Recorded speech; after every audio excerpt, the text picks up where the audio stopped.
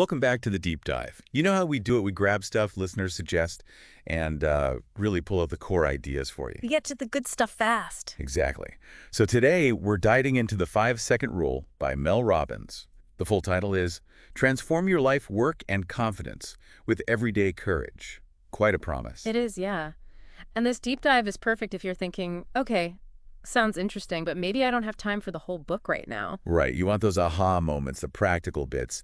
Without getting bogged down, we're sort of giving you a shortcut to this potentially big idea. Mm-hmm.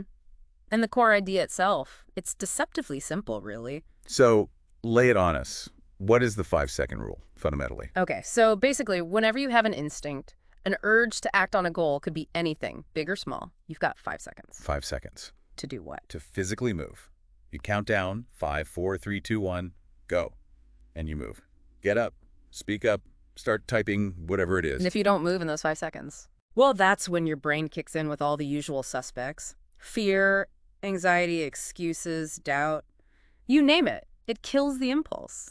Okay. So the countdown is like a launch sequence for action before your own brain stops you. Precisely. It's an interruption technique. Let's talk about where this came from. The origin story in the book is quite vivid, isn't it? Oh, yeah. Very relatable. Mel Robbins talks about being in a real slump, like seriously struggling, job, money, marriage, even just getting out of bed felt impossible. We've all had mornings like that. Maybe not to that extreme, but yeah. Totally. And then she sees this random TV commercial, a rocket launch, and she has this thought almost out of nowhere.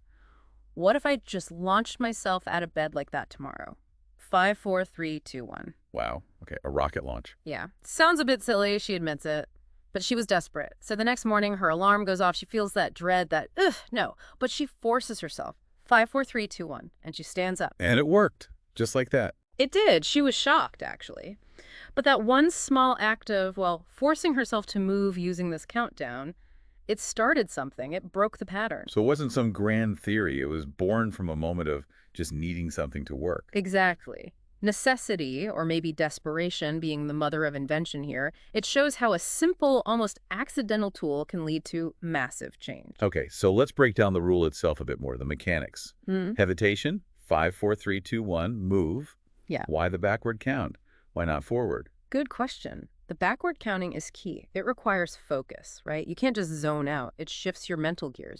So it stops the mind wandering into excuse territory. Pretty much. It engages your prefrontal cortex. That's the thinking, deciding, goal-oriented part of your brain. Instead of letting the emotional, habitual parts run the show, it's a deliberate interruption of autopilot. And the 5-second limit, is that arbitrary, or is there a reason for that specific number? It seems to be this critical window. Research and just, human experience suggests that after about 5 seconds of hesitation, the brain's defense mechanisms really kick in strongly. The don't do it, it's scary, hard, and comfortable part of the brain. Exactly that part. The rule is designed to get you moving before that system fully engages and talks you out of it. It's about acting on the initial wisdom or impulse. So it's like a cognitive trick to bypass our own tendency to overthink and self-sabotage. You could definitely call it that. A mental tool, a simple hack to get yourself into action. Let's dig into the psychology a bit more. You mentioned interrupting habits. How does that work? Well, think about habit loops. We have cues, routines, rewards. Procrastination is often a habit loop, right? Cue, difficult task. Routine, avoid it, check email, get coffee. Reward, temporary relief from discomfort. I know that loop well. Right. The 5-second rule acts as a pattern interrupt right at the routine stage. The cue, hesitation, happens, but instead of the usual avoidance routine, you insert 5, 4, 3, 2, 1 G and a different action. You force a new routine. Exactly. You activate that prefrontal cortex, making a conscious decision instead of running the old, unhelpful program. It's like grabbing the steering wheel back from autopilot. The book also mentions metacognition, thinking about thinking. Yeah, the backward counting does that too. It makes you momentarily step back and observe your own hesitation, your own thought process.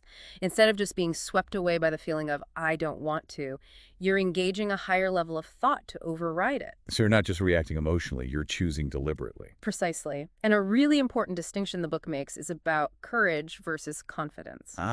Yes. We often think we need confidence before we can act. But Robbins argues it's often the other way around. The rule helps you act despite fear or uncertainty. It's about practicing everyday courage, taking small, brave steps. Brave micro-actions, I think she calls them. That's the term, yeah. And the idea is that performing these small acts of courage repeatedly is what actually builds genuine confidence over time. You prove to yourself you can act even when you don't feel 100% ready. That feels like a much more achievable starting point than waiting to magically feel confident. Absolutely. Confidence is a result, not always a prerequisite. Courage is the starting point. Okay, this is all making sense. Let's get really practical. Yeah. How do people apply this step by step? It's super simple, which is its strength. Step 1, recognize the moment. That feeling of hesitation, knowing you should do something, but feeling that internal resistance, that pause. Noticing the gap between intention and, well, inaction. Exactly. Step 2, the instant you notice it, start the countdown. Don't think, just count backward. 5, 4, 3, 2, 1. Okay. And step 3. Move. Physically move. This is critical. Get out of bed, stand up, walk towards the person, open the document, pick up the phone, say the first word.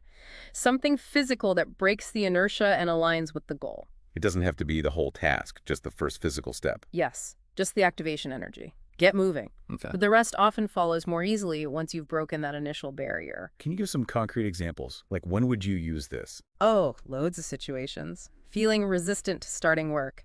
5, 4, 3, 2, 1. Open the file. Dreading the gym. 5, 4, 3, 2, 1. Put your shoes on. Scared to speak up in a meeting. 5, 4, 3, 2, 1. Raise your hand or unmute. Stopping bad habits, too, like mindless scrolling. Definitely. Feel the urge to check your phone when you shouldn't. 5, 4, 3, 2, 1. Put the phone down or turn it over. Feeling anxious. 5, 4, 3, 2, 1. Take a deep breath or go for a quick walk. Overthinking something. 5, 4, 3, 2, 1. Take one small action related to it. It sounds incredibly versatile. It really is, because hesitation shows up everywhere. The book dives into some core principles that underpin the rule, doesn't it? What are some of the big ones? One really powerful concept is this idea that you're always one decision away from a different outcome or even a different life. Meaning each time you hesitate and don't act, you're choosing the status quo. Essentially, yes, you're missing a micro opportunity for change or growth. The rule empowers you to make that different decision right in the moment. That reframes hesitation quite dramatically. It's not passive, it's an active choice not to move forward. Exactly. Another big one is debunking the myth of motivation. The "I'll do it when I feel motivated" trap. Precisely. The book argues, quite convincingly I think, that waiting for motivation is often futile. Action creates momentum, and momentum often generates motivation. You start doing it, you make a little progress, and then you feel more motivated to continue. So use the rule to kickstart the action. Don't wait for the feeling. You got it. Action first. And related to that is seeing courage as a skill you build. We touched on that, like a muscle. Kind of, yeah. Every time you use the rule to push past discomfort or fear, you're strengthening that courage muscle. It becomes easier, more instinctual over time. It's trainable. What else? Any other key principles? A crucial one is understanding that feelings are not facts. Just because you feel tired doesn't mean you can't get up.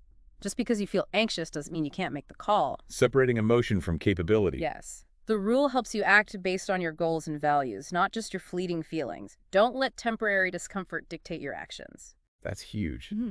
We often let feelings run the whole show. We do. And finally, there's a big emphasis on progress over perfection. Getting started is more important than getting it perfect right away. Exactly. The rule is about initiating, about moving forward, even if it's messy, even if you don't have it all figured out. Just start. That forward motion is key. It sounds like a very action-oriented philosophy overall. It absolutely is. Very pragmatic. Let's brainstorm some more real-world applications. Just quick hits across different life areas. Work. Speaking up in meetings, definitely. Starting that report you're dreading, making a cold call, asking for feedback, networking even when you feel awkward. 5, 4, 3, 2, 1. Approach someone. Home life. Getting out of bed without hitting snooze is the classic one. Tackling chores immediately instead of letting them pile up. Stopping negative self-talk. 5, 4, 3, 2, 1. Switch the thought. Starting a difficult conversation with a family member. Health and fitness. Seems obvious there. Totally. 5, 4, 3, 2, 1. Go to the gym. 5, 4, 3, 2, 1. Choose the healthier food option. 5, 4, 3, 2, 1. Put down the unhealthy snack. 5, 4, 3, 2, 1. Start your meditation timer. Relationships. Asking someone out. Bringing up a tough topic with your partner. Setting a boundary you've been avoiding. Apologizing. 5, 4, 3, 2, 1. Start the conversation. Wow, okay. It really does seem to apply almost anywhere you might hesitate. That's the beauty of its simplicity. It addresses a universal human tendency. Were there any particular quotes from the book that really stuck with you? Ones that capture the essence? Oh, definitely. One is simply, you can't control how you feel, but you can always choose how you act. That really nails the core idea of decoupling feelings from actions. That's powerful. Simple but profound. Yeah. And another one, maybe a bit more provocative. If you only ever did the things you don't want to do, you'd have everything you've ever wanted. Whoa, that's a statement. It highlights how much resistance holds us back, doesn't it? It really does. It suggests that growth and achievement often lie just on the other side of that initial discomfort that the rule helps you push through. So thinking about the bigger picture, Mm-hmm. there are countless self-help books out there. Mm-hmm. What makes this one stand out? Why did it resonate so much? I think number one is its sheer practicality. It's not just theory, it's a concrete tool you can use immediately, like right now. No complex setup required. Nope. Second, it blends the personal, relatable origin story with, some solid psychological reasoning behind why it works. It feels both human and credible. Good combo. Yeah. And the emphasis on immediate action is key. It cuts through the procrastination and overthinking that plagues so many other approaches. It demands you do something now. And its wide applicability, as we discussed. Exactly. It's not just for work or just for confidence or just for habits. It's a fundamental tool for managing your own internal state and behavior across the board. So if we had to boil it all down, what's the final takeaway? The core message of the 5-second rule. I'd say it's ultimately a tool for reclaiming control. Control over those moments of hesitation that dictate so much of our lives. It's about overcoming the overthinking, the self-doubt, the inertia. Building self-trust by actually following through on your intentions. Precisely that. Building trust in yourself. One 5-second decision at a time. It's about generating momentum and proving to yourself that you can act, even when it's uncomfortable. It's about getting out of your head and into your life. It's a compelling idea. Very direct. It is. And that final call to action from the book just sums it all up, doesn't it? It is. Don't wait. Count down, then move. 5, 4, 3, 2, 1. Go. Can't get much clearer than that. Okay, a final thought then for everyone listening. Think about one specific area, just one, where you've been hesitating. Maybe big, maybe small. What's one tiny physical action, just one, that you could take using 5, 4, 3, 2, 1 right now or the next time it comes up? Just ponder that. What could that first move be?